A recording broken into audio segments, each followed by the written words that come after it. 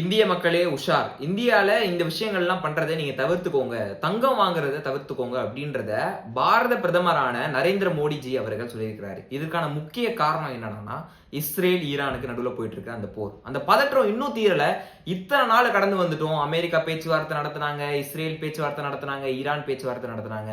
ஆனா எந்த ஒரு பேச்சுவார்த்தையும் ஒரு சுமூகமான நிலையை எட்டல அப்படின்றது நம்ம எல்லாருக்கும் தெரிஞ்சிருக்கு. இன்ன வரையும் ஸ்ட்ரெய்ட் ஆஃப் ஹார்முஸ், அதாவது மிக முக்கிய வர்த்தக பாதையான ஸ்ட்ரெய்ட் ஆஃப் ஹார்முஸ் இன்னும் திறக்கப்படல. அதுல பிரச்சனைகள் போயிட்டு தான் இருக்கு. பல தேசிய நாடுகள் ஏற்கனவே பிரச்சனைகளை ஃபேஸ் பண்ண ஆரம்பிச்சிட்டாங்க.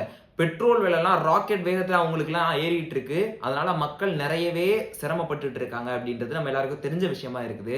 அந்த ஒரு நிலைமை இந்தியாவுக்கு வரக்கூடாது அப்படின்றதுக்காக பாரத பிரதமர் நரேந்திர மோடிஜி என்ன சொல்லியிருக்கிறாருன்னா, ஒரு 7 விஷயங்கள்ல நீங்க தவிர்க்கணும் அப்படின்றது மாதிரியான ஒரு அறிக்கையை விட்டிருக்காரு. அந்த 7 விஷயங்கள்ல எல்லாராலையும் பேசப்பட்ட விஷயம் என்னன்னா, தங்கம் வாங்காதீங்க, அடுத்த ஒரு வருஷத்துக்கு தங்கத்து மேல ஈடுபாடு காட்டாதீங்க அப்படின்றத பிரதமர் சொல்லியிருந்தாரு. இதற்கான காரணம் என்னன்னா, தங்கத்தை இம்போர்ட் எக்ஸ்போர்ட் பண்றதுக்கே ஒரு மேஜரான ஒரு அமௌண்ட்டை இந்தியா ஸ்பெண்ட் பண்ணுது. வெளிநாடுகளுக்கு இம்போர்ட்ஸ் அண்ட் எக்ஸ்போர்ட்ஸை குறைச்சிக்கோங்க அப்படின்றத இந்திய கவர்மெண்ட் வலியுறுத்துறாங்க. ஒரு கட்டத்துல எல்லாமே தீந்துருச்சு, இன்னொரு 60 நாள் கிட்ட நம்மகிட்ட எல்லா ரிசோர்சஸும் இருக்கும்.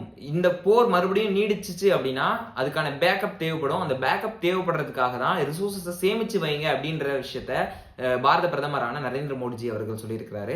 அது மட்டும் இல்லாம ஒர்க் ஃப்ரம் ஹோம் சப்போர்ட் பண்ணுங்க.